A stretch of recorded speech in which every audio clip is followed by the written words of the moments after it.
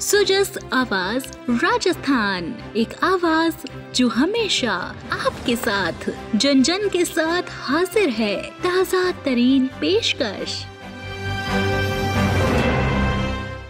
Sujas podcast में मेधा से आप सुन रहे हैं प्रदेश की खास खबरें। नजर सबसे पहले आज की सुर्खियों पर। मुख्यमंत्री भजनलाल शर्मा ने की उच्च शिक्षा, कृषि और उद्योग विभागों की प्रेजेंटेशन समीक्षा, दिए विकास प्रस्तावों पर त्वरित कार्रवाई के निर्देश। कहा, आर्टिफिशियल इंटेलिजेंस के उपयोग से बढ़ेगी कृषि उत्पादकता।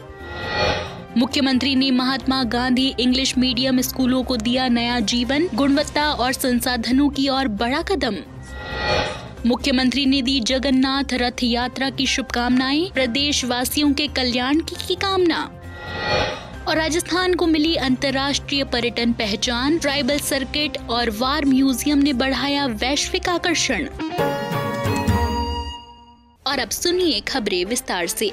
मुख्यमंत्री भजनलाल शर्मा ने कहा कि राज्य सरकार प्रदेश को $350 बिलियन की अर्थव्यवस्था बनाने के लिए निरंतर काम कर रही है। हम प्रदेश की आधारभूत संरचना, शिक्षा, कृषि और उद्योग क्षेत्र में नवीनतम तकनीक का उपयोग करते हुए ठोस और दीर्घकालिक बदलाव ला रहे हैं। उन्होंने कहा कि कृषि में AI के उपयोग से किसानों की उत्पादकता बढ़ेगी, युवा अत्याधुनिक प्रशिक्षण प्राप्त कर रोजगार परक बनेंगे और निवेश अनुकूल औद्योगिक वातावरण से प्रदेश में उद्योग के परिदृश्य में अभूतपूर्व सकारात्मक बदलाव आएगा। श्री शर्मा आज मुख्यमंत्री निवास पर कृषिगत सुधार, मल्टी मॉडल लॉजिस्टिक्स पार्क विकसित करने और युवाओं को रोजगार परक प्रशिक्षण उपलब्ध कराने के संबंध में आयोजित बैठक को संबोधित कर रहे थे। उन्होंने कहा कि खेती में AI को बढ़ावा देने के लिए हमने इस वर्ष के बजट में centre of excellence of artificial intelligence in agriculture की स्थापना की घोषणा की है। इसके माध्यम से आधुनिक तकनीक का उपयोग कर इस क्षेत्र की चुनौतियों को दूर किया जा सकेगा। उन्होंने अधिकारियों को निर्देश दिए कि कृषि क्षेत्र में कौशल प्रशिक्षण को बढ़ावा दिया जाए, जिससे कृषि में गुणात्मक वृद्धि हो सके और युवाओं के लिए रोजगार के पर्याप्त अवसर भी उपलब्ध हो सके।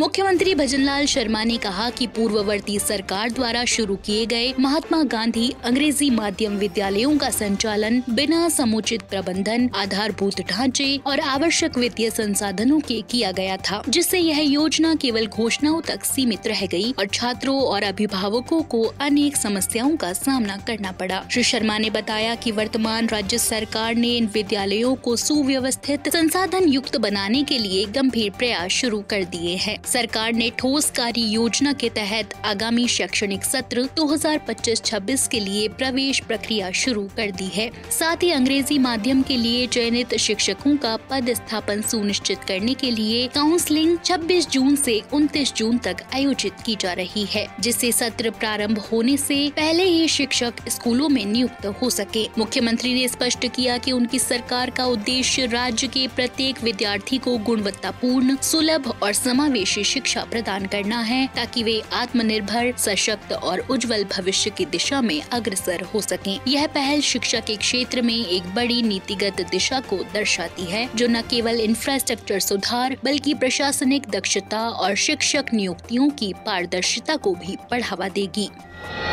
मुख्यमंत्री भजनलाल शर्मा ने आज जगन्नाथ रथ यात्रा के शुभारंभ पर समस्त श्रद्धालुओं को हार्दिक बधाई और शुभकामनाएं दी। उन्होंने कहा कि अखिल विश्व के नाथ महाप्रभु श्री जगन्नाथ जी, भगवान बलभद्र और देवी माँ सुभद्रा की रथ यात्रा का पावन पर्व भक्ति, उत्साह और आध्यात्मिक ऊर्जा का प्रतीक है। मुख्यमंत्री ने प्रार्थना की कि महाप्रभु श्री जगन्नाथ जी की कृपा से राजस्थान निरंतर प्रगति, विकास और लोक कल्याण के मार्ग पर अग्रसर रहे। उन्होंने यह भी कामना की कि प्रदेशवासियों के जीवन में सुख, शांति और समृद्धि का संचार हो। उन्होंने अपने सोशल मीडिया संदेश में कहा, जय जगन्नाथ। यह उद्घोष संपूर्ण श्रद्धा और समर्पण के साथ प्रदेश के जन जन में आध्यात्मिक चेतना का संचार करता है। जगन्नाथ रथ यात्रा के अवसर पर राज्य भर में धार्मिक उत्सवों और शोभा यात्राओं का आयोजन हो रहा है, जिसमें हजारों श्रद्धालु श्रद्धा और आस्था के साथ भाग ले रहे हैं।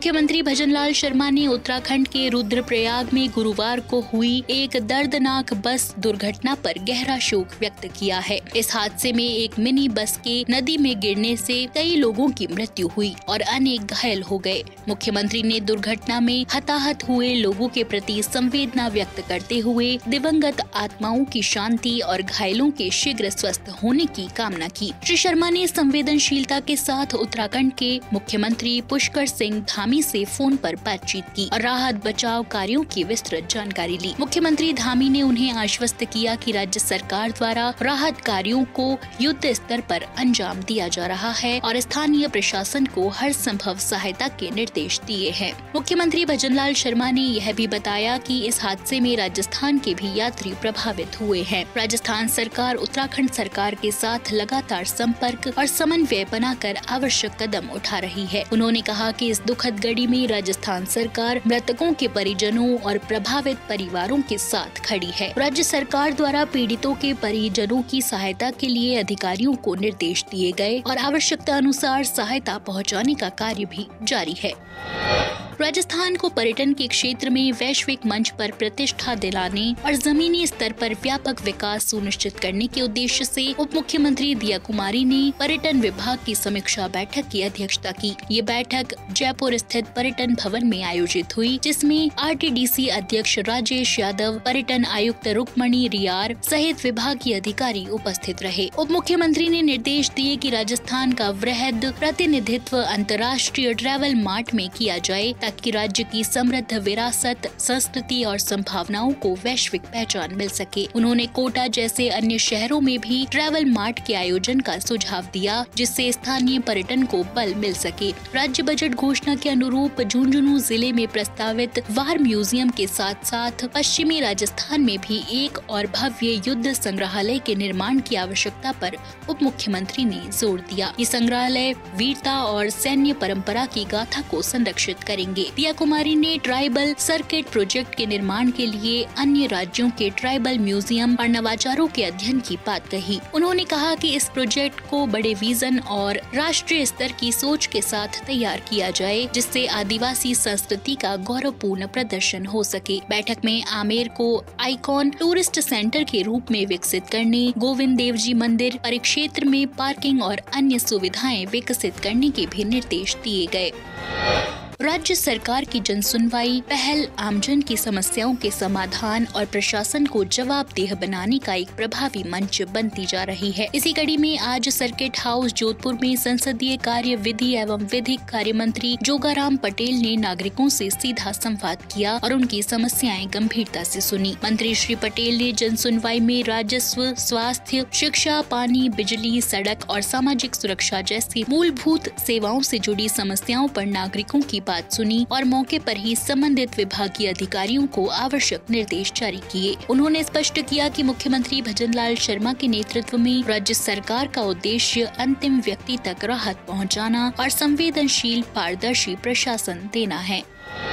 और चलते चलते बात मौसम की। राजस्थान में मानसून की सक्रियता ने बीते 24 घंटों में अच्छी वर्षा का तोहफा दिया है। पूर्वी और पश्चिमी राजस्थान के अनेक हिस्सों में बादलों की गर्जना के साथ हल्की से मध्यम बारिश हुई। वहीं कुछ स्थानों पर भारी वर्षा भी दर्ज की गई। बारिश के इस दौर से लोगों को चिलचिलाती गर्मी से राहत मिली। वहीं कृषि कार्यों को भी गति मिलने की संभावना है। पूर्वी राजस्थान के बांसवाड़ा, डूंगरपुर, जयपुर, दौसा, उदयपुर, चित्तौड़गढ़, सिरोही और कोटा संभाग के अनेक क्षेत्रों में बारिश का जोर रहा। बांसवाड़ा के सज्जनगढ़ में सर्वाधिक 130 मिलीमीटर वर्षा रिकॉर्ड की गई। वहीं दौसा, उदयपुर के कोटड़ा, खैरवाड़ा, सवाई माधोपुर, झालावाड़, चित्तौड़गढ़, करौली और प्रतापगढ़ जिले के अनेक इलाकों में हल्की से मध्यम वर्षा हुई। पश्चिमी राजस्थान में भी मानसूनी बादलों की मेहरबानी रही। राज्य के अधिकांश हिस्सों में नमी का स्तर 55% से 100% के बीच रहा। बारिश के बाद वातावरण में ठंडक और हल्की धुंध का प्रभाव भी देखा गया। इससे किसानों और आमजन को राहत मिली है। प्रदेश में समय पर वर्षा होने से खरीफ फसलों की बुआई में तेजी आने की संभावना है। खेतों में नमी बढ़ने से किसानों के चेहरों पर खुशी झलक रही है। वहीं प्रशासन ने संभावित जल भराव वाले इलाकों में निगरानी तेज कर दी है और सभी संबंधित विभागों को अलर्ट पर रखा गया है। तो आज के सुजस पॉडकास्ट में इतना ही। मेधा को दीजिए इजाजत, कल फिर होगी आपसे मुलाकात। तब तक बने रहिए सुजस आवाज राजस्थान के साथ। नमस्कार।